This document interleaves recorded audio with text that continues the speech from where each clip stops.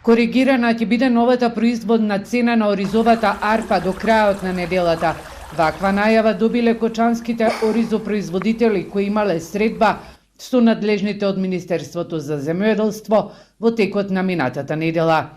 Пред 7 дена кочанските оризопроизводители најавија дека ќе протестираат и ги блокираат патиштата, бидејќи новата производна цена на оризовата арпа од 23 денари за килограм е многу ниска. Тие бараат новата цена да изнесува 27 денари за килограм. Во моментов и откупната цена е ниска и изнесува од 18 до 20 денари. И затоа само 5% од ланската реколта е откупена. Ова што се случува со откупот е катастрофа.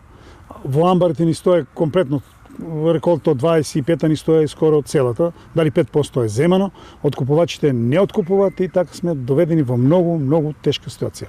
Ние баравме откупна цена на оризовата арпа 40 денари да се биде, за да може и ние земјоделците да кажеме дека работиме со некоја си минимална добивка и тогаш. Кочанските оризопроизводители велат дека без редовен и организиран откуп, оризот и понатаму ќе остане непродаден.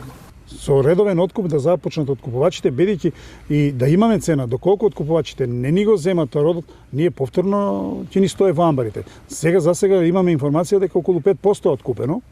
Тоа што го имат откупено е по основ на она што они имат дадено кај некои оризопроизводители нивни репроматеријали и си само ги наплаќаат сега нивните репроматеријали, а откуп воопшто не се ни врши.